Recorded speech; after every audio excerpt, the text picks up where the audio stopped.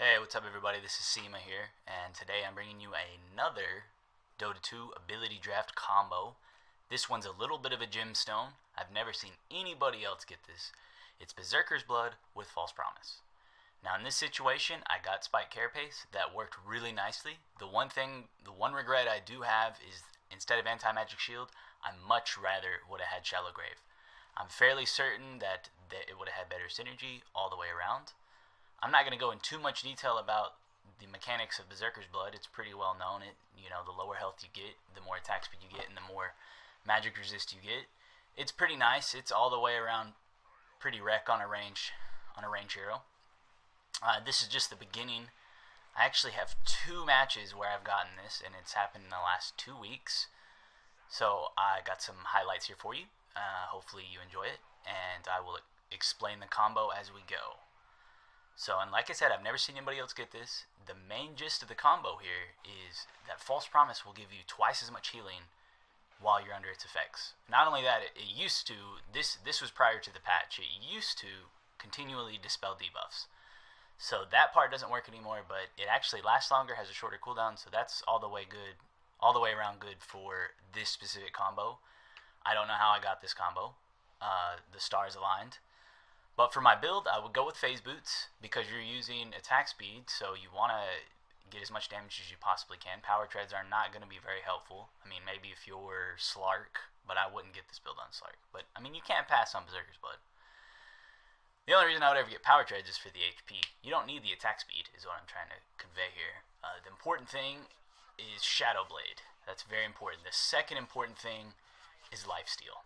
Now, I don't have any Lifesteal here yet. But I tend to go for Shadow Blade first because if you get it early enough, you can get those nice ganks in, and you can get out, maybe save you some deaths. So it's really helpful for positioning. Right here it's on directed camera. I'm sorry about that. I was not actually recording while I was playing this match. And there's my wife, Xena Warchick. She has a pretty decent little ult here.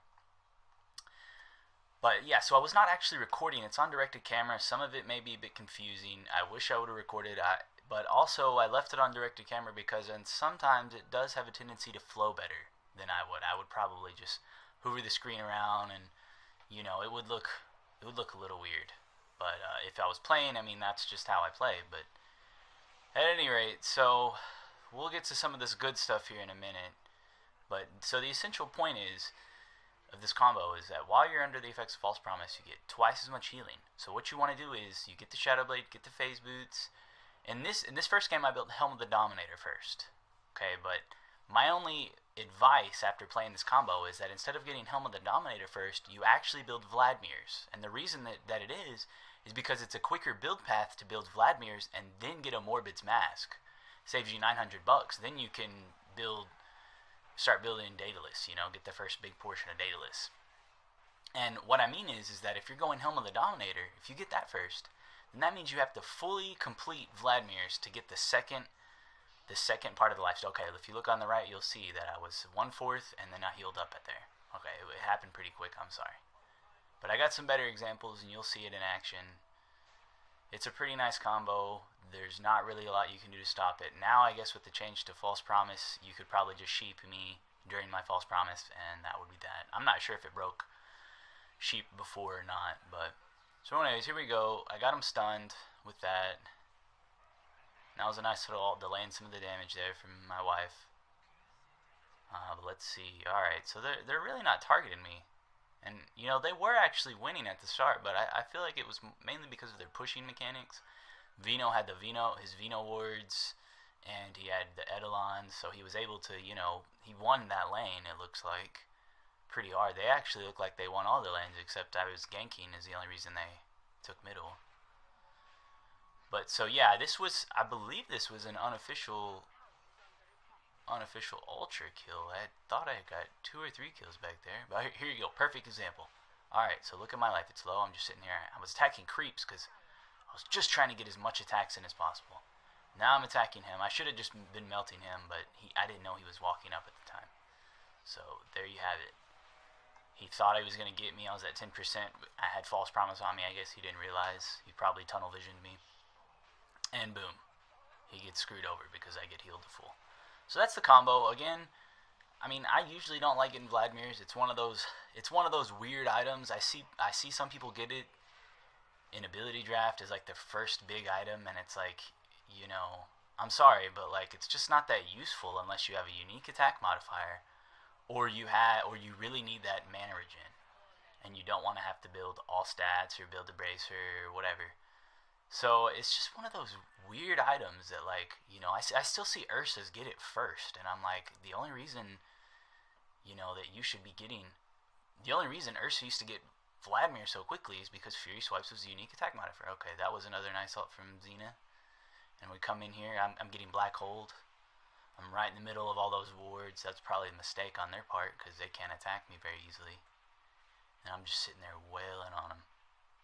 I wish the only bad part about getting both these lifesteals is that when you're sitting there attacking people, it actually, okay, but here I pop False Promise.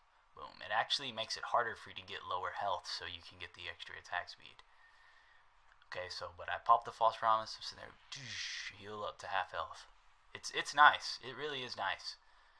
I gotta admit, I've had a lot of fun using this combo. I got it twice. I was blue both times, and I was Oracle both times, and I went straight for Berserker's Blood. This would be a really hard combo to manage on a melee, mainly due to the fact that as range, you have much more uptime on your attacks, so you're able to steal more life as a result. And another side note, with I personally, I think I finished Data this year, but I personally would rather have finished Monkey King Bar for the procs. I would have been able to melt these people a lot quicker. So get the first part of the crit and then get the Monkey King Bar. That's what I would recommend. You're more than welcome to do whatever it is you'd like to do, though. Okay, so I was being a little cocky here. Popped False Promise a little too early, and yeah, I guess that stun did get negated.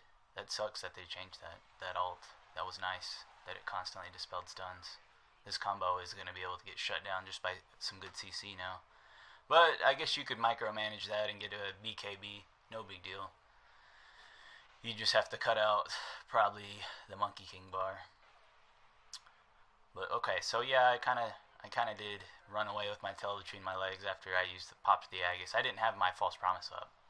Now the smart thing to do would have not been to False Promise until after I rezzed with the Aegis.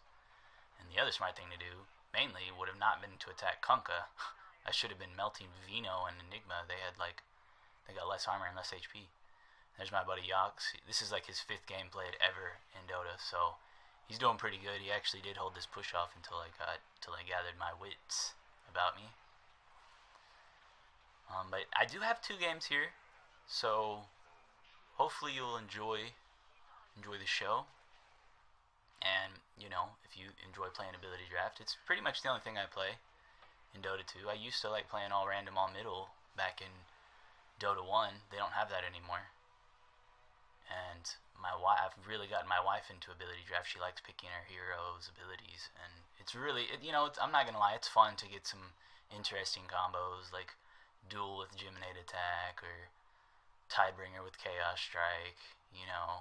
I remember a while ago that you can't get this anymore, but I had a blast. I got Anti-Magic Shield, Croc and Shell, and I got Reactive Armor. But unfortunately, what's his face he's not in ability draft anymore. I can't think of his name. Timbersaw. Yeah. But yeah, so here we go. If we're winning, I try to have mercy.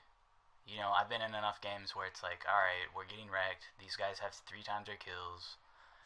Just end it. And quite frankly, there's not really a whole lot that's enjoyable about just like smashing somebody's face in the ground. And I was trying to end it, but I guess they still wanted to quit. They should have just let me end it.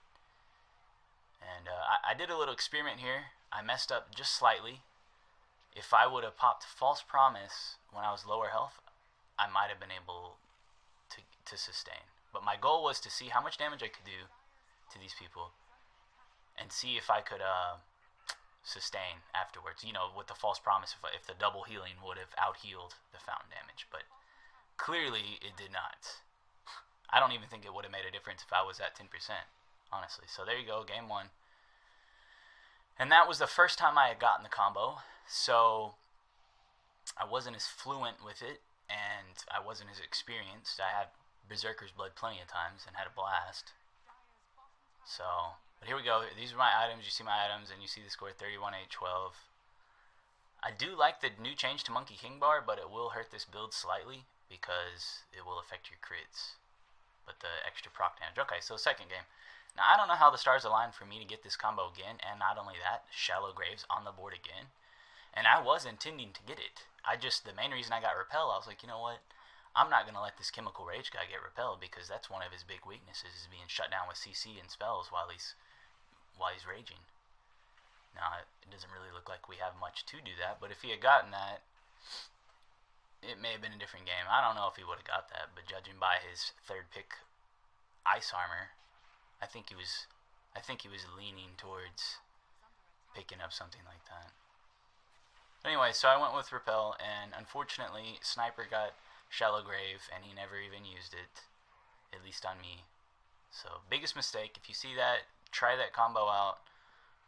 I might even try to go for False Promise and Shallow Grave just to see how it pans out. But there you have it. There's another example. I was sitting there tanking the tower, tanking all the acid spray, sitting there getting wailed on. This game's much better. I was experienced here, and I knew what I was doing. I went straight for the Vladimirs, and I finished Helm of the Dominator.